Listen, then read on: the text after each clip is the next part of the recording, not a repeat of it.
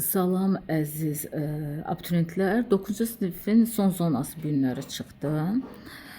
Və mən ilk gündən dediyim kimi, necə demişdim ki, söz bazası ağırlıqlıdır artıq. O şəkildə də davam edir. Və sizə deyim ki, ən çətin zonada məhz bu zona olubdu.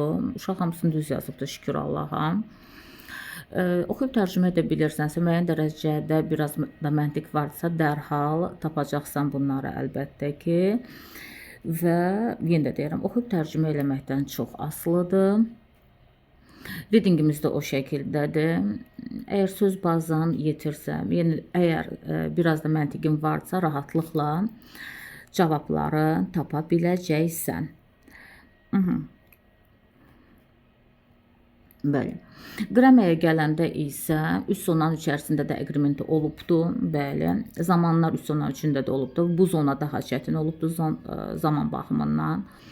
Fərqli salınıbdı. Əvvəlkilər daha sadə idi. Burada uzlaşmadan söhbət gedir. Uşaqlar müəyyən dərəcədə səhvə gedə bilərdilər.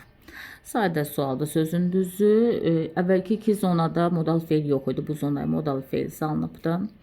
Və əvvəlki iki zonada pronounun əvəzliklərin bu versiyası yox idi, salınıbdı.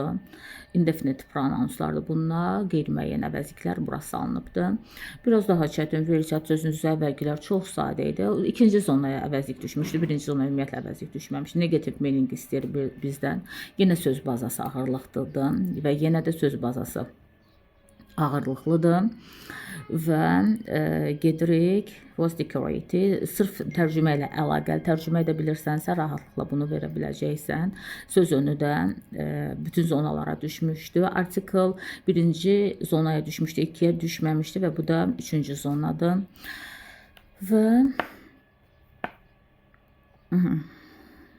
Və gedirik sonuncu səhifəyə baxırıq. Yenə söz bazası ağırlıqlıdır və bu şəkildə verilibdir. Yenə əgər tərcüməyə gedə bilirsənsə, rahatlıqla verə biləcəksən.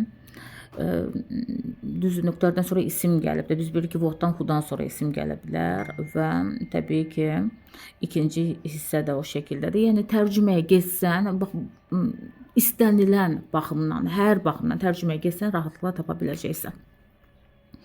Və gedirəm, yenə bağlayıcı salınıbdı. Bütün zonalardakı kimi burada da bağlayıcı salınıbdı və tərcümə ilə əlaqəli idi. Məchul növ bütün zonalara salınmışdı, burada salınıbdı. Və məchul növdə problem nədən ibarətdir? Sally made monthly payments to the bank.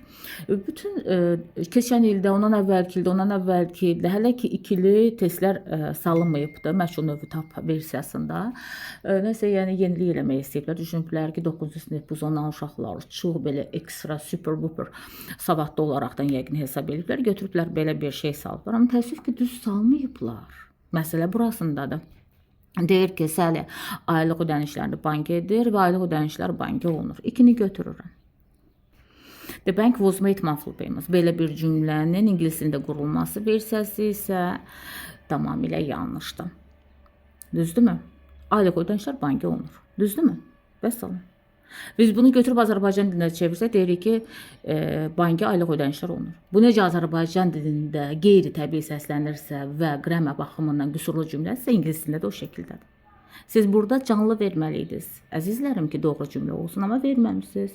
Hələ şükür ki, bizim bu uşaqlardır ki, biz bunları bu şəkildə yetişdiririk ki, onlar bu tipli qüsurlu cümlələrin içərisində də gelib doğrularını tapıb yaza bilirlər. Hər halda onlar götürüb 2-3-ü doğru cavab verəcəklər. Yəni bu qüsurlu testdir, problemli testdir. Bunu səhv yazana belə plus qoyun. Çünki siz bu testi düzgün tərtib eləməmisiniz. Problem var. Essemiz var. Esse sözün düzü. Bu tipli esselər çox yazmışıq, çox işləmişik. Əgər uşaq bu tipli esseni təsvir edə bilmirsə, 74 söz, orada minimum 35 söz elə bilinir. Uşaq 75 sözlə təsvir edibdir və səhv yoxdur. Demək, problem səndədir. Söz bazavı gücləndirməlisən, maksimuma qaldırmalısan, vəssalam. Məsələ buradadır. Amma yəni 24-də heç belə gözləməzdim sizdən.